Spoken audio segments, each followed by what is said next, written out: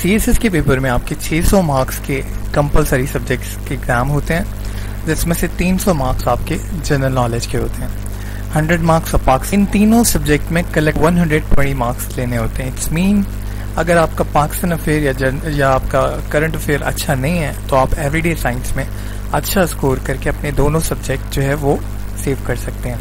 Everyday science जो है इसमें अच्छा स्कोर करना कोई बहुत मुश्किल काम नहीं है, आप थोड़ी सी मेहनत के साथ भी अच्छा स्कोर कर सकते हैं, 70-80 स्कोर कर सकते हैं। तो इसी इम्पोर्टेंस को ज़ेरे नज़र रखते हुए हमने इस लेक्चर सीरीज का आगाज किया है। सबसे पहले देखेंगे हम इसका सिलेबस। 2 पार्ट हैं एवरीडे साइंस के। फर्स्ट पार्ट है जिसके 6 जो है वो जनरल साइंस है, जिसके 60 मार्क्स हैं। Physical science, biological science, environmental science, food science, information technology. Part 2 में आपका जर्नल एबिलिटी है, जिसमें क्वांटिटेटिव एबिलिटी है, लॉजिकल रीजनिंग है और मेंटल एबिलिटीज है। इन तमाम पोर्शन को हम अपने लेक्चर्स में Aahista Aahista topic wise discuss करेंगे। आज जो टॉपिक हम डिस्कस करने जा रहे हैं वो है एनवायरमेंटल साइंस। एनवायरमेंटल साइंस को अगर आप समझें तो ये एनवायरमेंटल का वर्ड ड्राइव हुआ है एनवायरोनिया से, जिसका मतलब है सराउंडिंग, यानी कि आपकी जो भी सराउंडिंग है, चाहे वो फिजिकल हो या बायोलॉजिकल हो, यानी तमाम वो चीजें जो आपकी सराउंडिंग में है उसकी स्टडी को आप एनवायरमेंटल साइंस कहते हैं। अब आपकी सराउंडिंग में क्या है, अगर आप नोटिस करें, आपकी सराउंडिंग में पानी है, हवा है, जमीन है, और तमाम चीजों को अगर आप क्लासिफाई करें तो एनवायरमेंट के कंपोनेंट को हम 4 तरह से क्लासिफाई करते हैं: एटमॉस्फेयर, हाइड्रोस्फेयर, लिथोस्फेयर और बायोस्फेयर। बेसिकली एनवायरमेंट 2 टाइप का होता है, एक फिजिकल और एक लिविंग एनवायरमेंट। फिजिकल एनवायरमेंट आपका एयर, वाटर और लैंड, यानी जिसको आप फिजिकली एग्जिस्टेंस रखता हो, और लिविंग एनवायरमेंट आपका वो एनवायरमेंट है जो आपका लिविंग ऑर्गेनिजम्स हैं, प्लांट्स हैं। तो इनकी क्लासिफिकेशन हमने जो है वो 4 तरह से कर दी। अगर आप एयर को देखें तो एयर के हवाले से अगर आप एटमॉस्फेयर की में स्टडी को देखेंगे तो उसको आप हाइड्रोस्फेयर कहेंगे, एटमॉस्फेयर कहेंगे। अगर आप वाटर की बात करेंगे इन द एटमॉस्फेयर तो वो आपकी हाइड्रोस्फेयर कहलाएगी। अगर आप लैंड की बात करेंगे इन द एटमॉस्फेयर तो वो आपका लिथोस्फेयर कहलाएगा। और अगर आप लिविंग ऑर्गेनिजम्स की बात करेंगे, यानी कि ऐसी जगह जहां पे जो है वो लाइफ एग्जिस्ट करती है एटमॉस्फेयर में, उसको आप बायोस्फेयर कहेंगे। ये मैंने यहाँ पर पिक्चर में एक्सप्लेन भी किया है। ये आपका हाइड्रोस्फेयर हो गया, ये आपका एटमॉस्फेयर हो गया, और ये आपका जो है वो लिथोस्फेयर हो गया। और यहाँ पर क्योंकि लाइफ एग्जिस्ट करती है तो ये आपका बायोस्फेयर हो गया।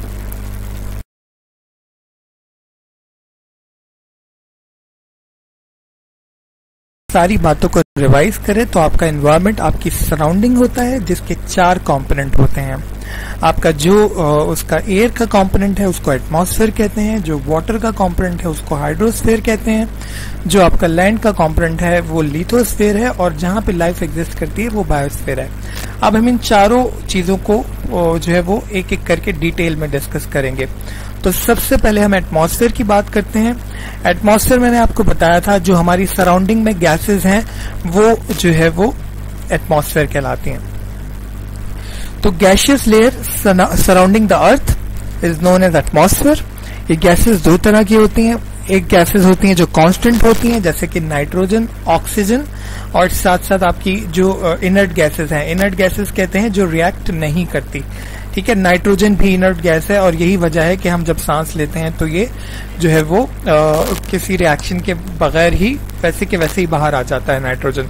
अच्छा, खैर, ये हमारी जो इसकी कांस्टेंट गैसेस है उसमें नाइट्रोजन है, ऑक्सीजन है, आर्गोन है, नियॉन है, हीलियम है, क्रिप्टॉन है, साथ में इनकी जो है वो कॉम्पोजिशन भी दी हुई है। इसके अलावा वेरिएबल गैसेस होती हैं जो कि वेरी करती हैं with the passage of time, यानी कि इनकी कंसंट्रेशन जो है वो टाइम टू टाइम चेंज होती रहती है। और ये कौन सी है कि आपकी वाटर वेपर है, कार्बन डाइऑक्साइड है, ओजोन है। क्योंकि आपने देखा होगा कि आपकी जो हवा में नमी है वो दिन में डिफरेंट औकात में डिफरेंट होती है। इट्स मीन कि ये आपका वेरिएबल गैसेस हैं जो आपके एटमॉस्फेयर में मौजूद है। इसी तरह रात में कार्बन डाइऑक्साइड जो है वो आपकी जो है जो आपके प्लांट्स होते हैं वो अपने अंदर एब्जॉर्ब कर रहे होते हैं, ठीक है, और बदले में आपको ऑक्सीजन दे रहे होते हैं। और दिन में जो है वो इसका इन्वर्स होता है, ठीक है, कि प्लांट जो है वो दिन में प्लांट्स कार्बन डाइऑक्साइड जो है वो लेकर ऑक्सीजन दे रहे होते हैं और रात में जो है वो ऑक्सीजन लेकर कार्बन डाइऑक्साइड दे रहे होते हैं। तो ये जो है आपका साइकिल चलता रहता है। इसी तरह से कॉम्पोजिशन भी जो है वो एटमॉस्फेयर में चेंज होती रहती है। उसके बाद हम बात करते हैं लेयर्स ऑफ एटमॉस्फेयर की। ये गैसेस तो हमने देख लिया कि गैसेस हैं, ठीक है, इनकी कॉम्पोजिशन भी चेंज हो रही है, लेकिन एटमॉस्फेयर की डिफरेंट लेयर्स हैं। वो डिफरेंट लेयर्स इसलिए हैं क्योंकि composition with the passage of time change होती जा रही है एयर में, तो फिर जो है उसका टेम्परेचर जो है वो भी चेंज होता चला जाएगा। अच्छा, यहाँ पे मैं आपको एक बात बताता चलूं, स्टोर करने की सलाहियत डिफरेंट होती है। यही वजह होती है कि जब कॉम्पोजिशन चेंज हो रही है तो टेम्परेचर नीचे वाली लेयर जो होती है जो बिल्कुल जमीन नीचे वाली लेयर जो होती है जो बिल्कुल जमीन के साथ होती है उसको होती है जो बिल्कुल जमीन के साथ होती है उसको हम ट्रोपोस्फेयर कहते हैं। यहाँ पे ये लेयर जो है 0 से लेकर 12 किलोमीटर तक। अच्छा, हमारा जो 0 होता है वो सी लेवल से हम काउंट करते हैं, तो सी लेवल से 12 किलोमीटर तक जो लेयर होती है वो हमारी ट्रोपोस्फेयर कहलाती है, ठीक है। और इसमें टेम्परेचर जो है वो वेरी करता है, 14 से -58 तक जाता है। क्यों जाता है ये मैं आपको आगे बताता हूँ। अच्छा, उसके बाद जो है वो हमारी स्ट्रेटोस्फेयर लेयर है। स्ट्रेटोस्फेयर लेयर जो है वो 12 किलोमीटर से लेकर 50 किलोमीटर तक जाती है। यहाँ पे फिर हमारा टेम्परेचर जो है वो -58 डिग्री से -3 डिग्री तक आता है। इसके बाद हमारी मीसोस्फेयर है। मीसोस्फेयर जो है वो 50 किलोमीटर से 80 किलोमीटर तक जाती है हमारी, ठीक है।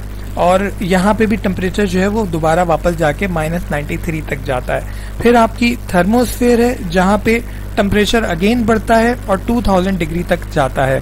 फिर आपकी एक्सोस्फेयर है जिसमें आपके सैटेलाइट्स हैं।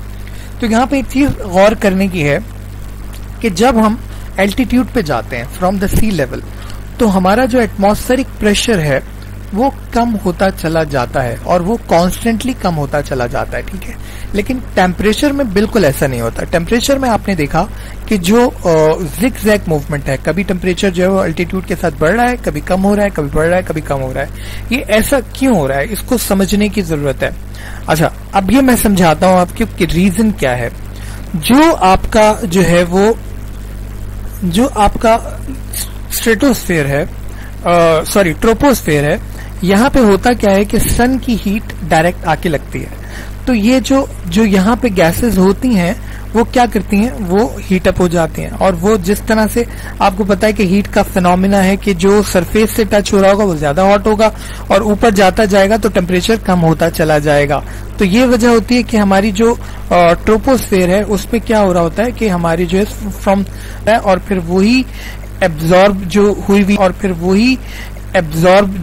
हुई हीट है वो जब एब्जॉर्ब, यही वजह है कि हमारी ट्रोपोस्फेयर कम होता चला जाएगा। यही वजह है कि हमारी ट्रोपोस्फेयर पर टेम्परेचर, यही वजह है कि हमारी ट्रोपोस्फेयर पर चला जाता है। द पैसेज ऑफ अल्टीट्यूड कम होता चला जाता है। द पैसेज ऑफ अल्टीट्यूड कम होता चला जाता है। द पैसेज ऑफ अल्टीट्यूड कम होता चला जाता है। द पैसेज ऑफ अल्टीट्यूड कम होता चला जाता है। द पैसेज ऑफ अल्टीट्यूड कम होता चला जाता है। द पैसेज ऑफ अल्टीट्यूड कम होता चला जाता है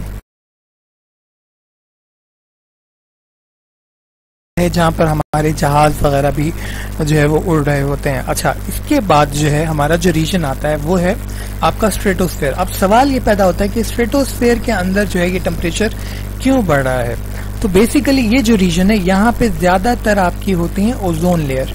और ओजोन लेयर क्या करती है, आपकी जो अल्ट्रा वायलेट रेज होती हैं जो सन से आ रही होती हैं और लिविंग ऑर्गेनिजम्स के लिए अच्छी नहीं होती, ये अल्ट्रा वायलेट रेज जो है ये आपकी ओजोन लेयर एब्जॉर्ब कर लेती है।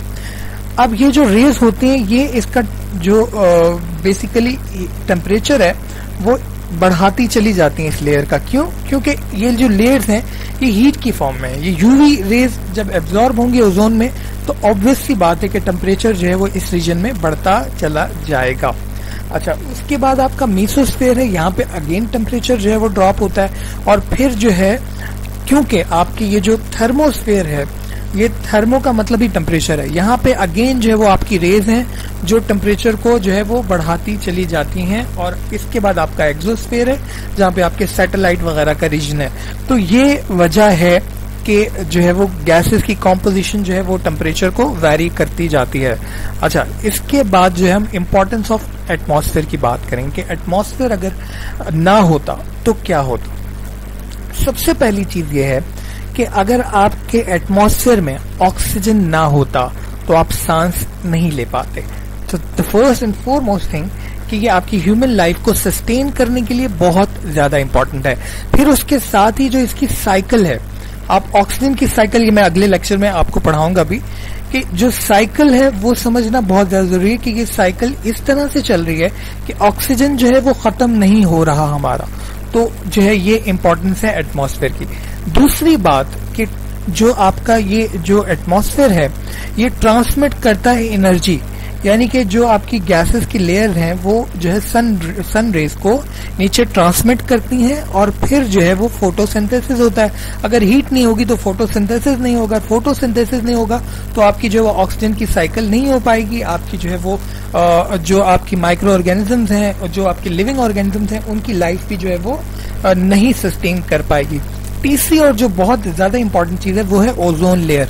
ये ओजोन लेयर क्या करती है, ये यूवी रेज को जो है जमीन तक नहीं पहुंचने देती। ये यूवी रेज जो है ये हमारी जो ह्यूमन लाइफ है इसके लिए मॉइस्चर नहीं है, तो ये जो ही वजह, तो एटमॉस्फेयर जो है वो बेहतर रहता है। तो अच्छा, एग्जिस्ट मेरा निकाल के हो पाती, अच्छा एग्जिस्ट मेरा निकाल के हो पाती, अच्छा एग्जिस्ट मेरा निकाल के हो पाती, अच्छा एग्जिस्ट मेरा निकाल के हो पाती, अच्छा एग्जिस्ट मेरा निकाल के हो पाती, अच्छा।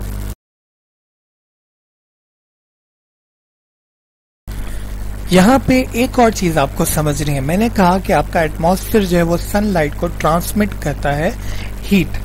अब कोई भी चीज अगर एक्सेसिव हो जाए, अगर यही हीट एक्सेसिव हो जाए तो ये हमारे एटमॉस्फेयर के लिए या हमारी जो हमारे लिविंग ऑर्गेनिजम्स हैं उनके लिए बिल्कुल भी फेवरेबल नहीं है। तो यही जो है वो हमारा अगला असाइनमेंट क्वेश्चन है कि अगर जो है वो आपकी ओजोन लेयर जो है उसकी डिप्लेशन होना शुरू हो जाए तो उसका डिसएडवांटेज क्या होगा। मैं एक हिंट आपको देता चला जा रहा हूं कि अगर ओजोन लेयर डिप्लेट हो जाएगी तो फिर ये यूवी रेज को अब्जॉर्ब नहीं करेंगे और टेम्परेचर जो है वो जमीन का बढ़ता चला जाएगा, ग्लोबल वार्मिंग होगी। तो इसके ऊपर आपने काम करना है, अपनी सेल्फ असेसमेंट करनी है। मैं इस असाइनमेंट क्वेश्चन का जवाब इंशाल्लाह अगली वीडियो में साथ ही दूंगा। अच्छा, उम्मीद करता हूं आज का लेक्चर आपके लिए फायदेमंद होगा। इस लेक्चर सीरीज को हम आगे लेकर जाएंगे, एक एक टॉपिक को डिस्कस करेंगे और जो है वो कोशिश करेंगे कि अच्छी तरह से आपको हर चीज समझाई जा सके। Thank you so much. Video पसंद आए तो चैनल सब्सक्राइब करना बिल्कुल मत भूलिएगा। Thank you so much. Allah Hafiz.